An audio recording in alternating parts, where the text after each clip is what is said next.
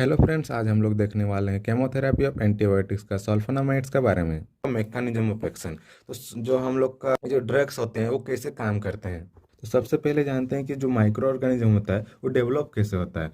तो ये हम लोग का माइक्रो ऑर्गेनिज्म का सेल है। ठीक है।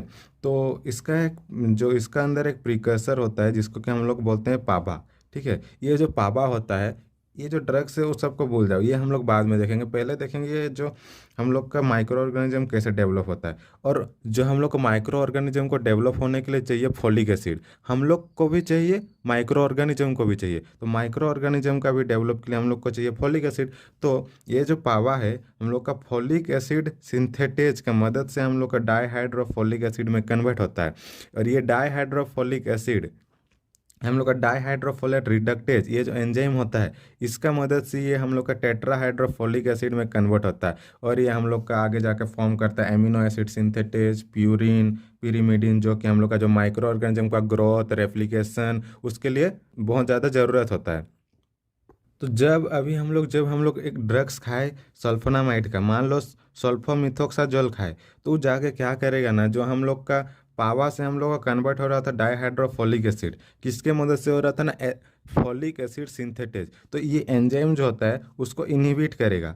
जो ये हम लोग सल्फोनामाइड खाए वो जाके हम लोग का फोलिक एसिड सिंथेटेज को इनहिबिट करेगा, जिसके वजह से कि वो जो बैक्टीरिया का ग्रोथ नहीं हो पाएगा, जो कि एक बैक्टीरिया स्टैटिक का काम करेगा। बैक्टीरिया स्टैटिक मतलब क्या, उसका ग्रोथ को वो रोक देगा।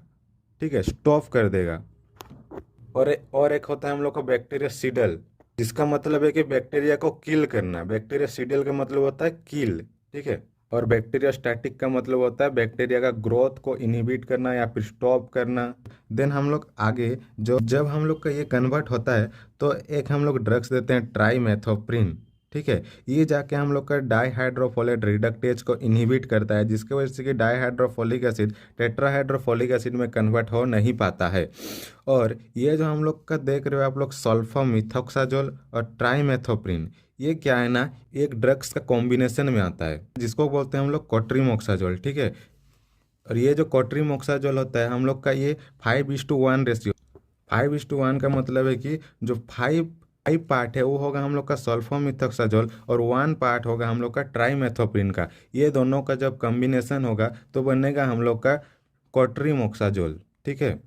और ये जो कोट्रीमोक्साजोल है ये हम लोग का बैक्टीरियोसिडल का काम करता है, मतलब बैक्टीरिया को किल करता है। लेकिन हम लोग जब इंडिविजुअली सल्फोनामाइड्स देते हैं तो हम लोग का बैक्टीरियोस्टैटिक का काम करता है, मतलब बैक्टीरिया का ग्रोथ को इनहिबिट करता है या फिर रोकता है, उसको स्टॉप करता है।